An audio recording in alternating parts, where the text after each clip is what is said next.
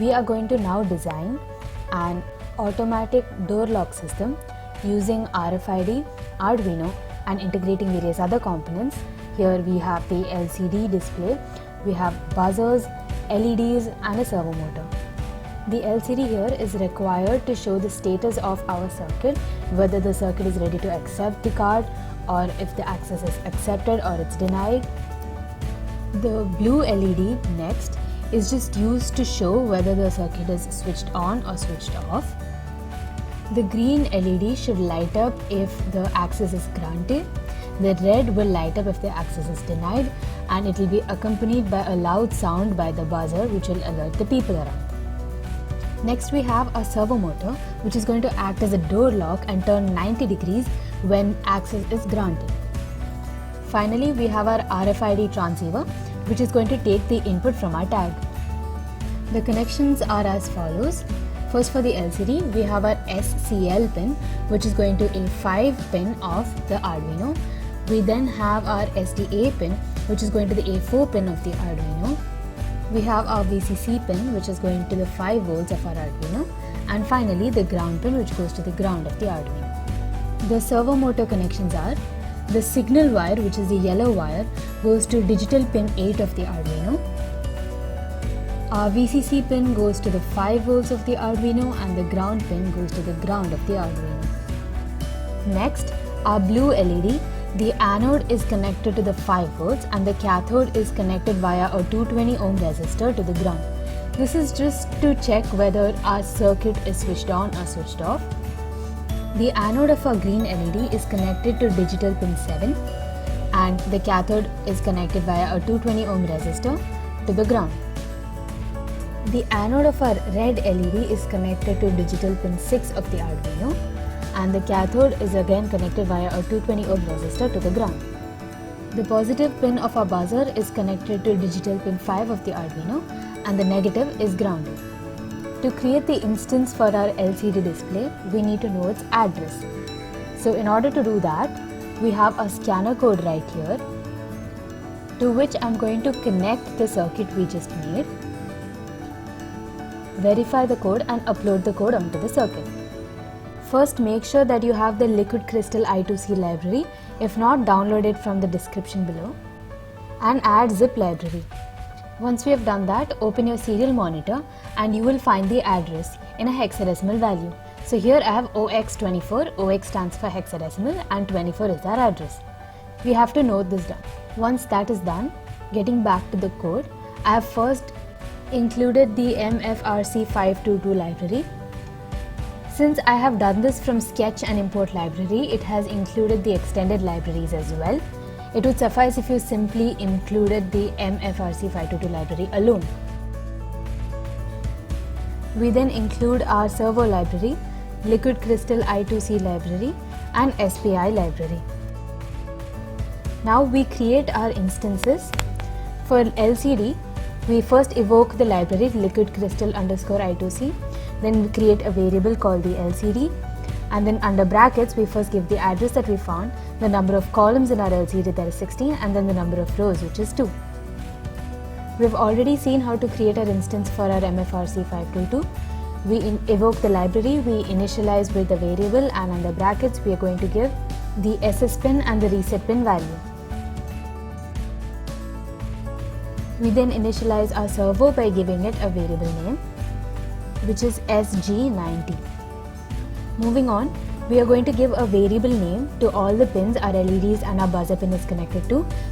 Since the blue LED is connected to 5 volts, we don't have to do that.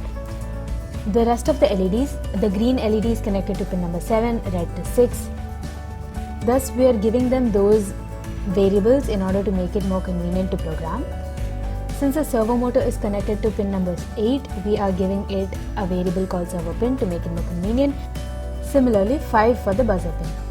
Next, we are initializing a string with the variable name tag UID, which is going to consist of the UID value of the correct card. Under setup, we are going to set our buzzer, our red LED and green LEDs outputs. Since the blue LED is connected to 5 volts, we do not have to set it as an output. Next, we are going to declare pin number 9 for the servo using the .attach function.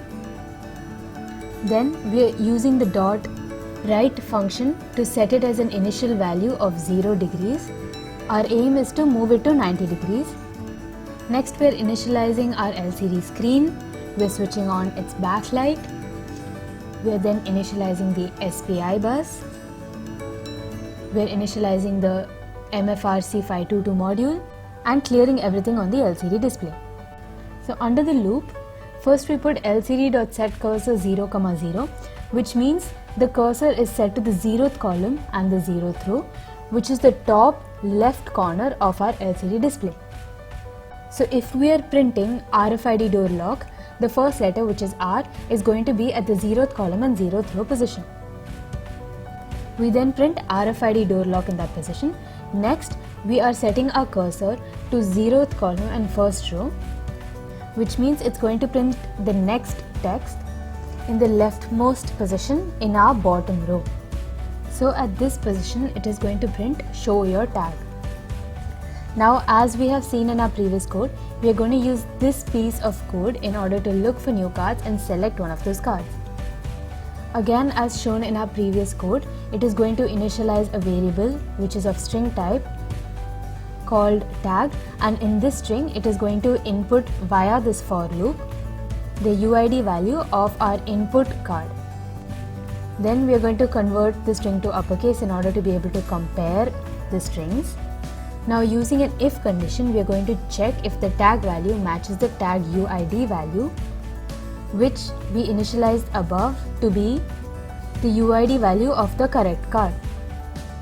If the values are equal, which means we have tagged the correct card, we first clear everything on our LCD. We set our cursor to the 0th column and the 0th row, which means it will print the string access granted on the top left position. Then we set our cursor to 0th column and 1st row, which means the bottom left, it will print door open. And to unlock the door, we are going to turn the rotor of our servo motor by 90 degrees. We then turn on our green LED by using the function digital write. We are writing the pin of green LED to high value. And then we are going to delay it by 3 seconds, which means it's going to be turned on for 3 seconds, and then we are going to use digital write the pin value to low to switch it off. We are going to set the rotor part of the servo motor to 0 again to lock the door, and finally we are going to clear everything off the LCD. So basically what this part of the code does is that once the UID values have been matched, the door is unlocked by turning the servo motor's rotor part by 90 degrees. The LCD prints door open and the green LED glows, and all this happens for 3 seconds after the card has been tagged. If the UIDs have not been matched, we are going to print wrong tag shown at 0, 0 position, and at 0, 1 position we are going to print access denied. The buzzer pin is set to high, which makes the buzzer ring. The red LED is switched on by setting the pin value as high, and all this happens for exactly 3 seconds, and then the buzzer is switched off, the red LED is switched off, and everything on the LCD is cleared. This is the end of the code. Once this has been typed out, we verify and upload the code onto our circuit. Let's see the output of this code. When the correct card is scanned, the door is unlocked, the green LED bulb glows, and LCD displays door unlocked. Now when we scan the wrong tag,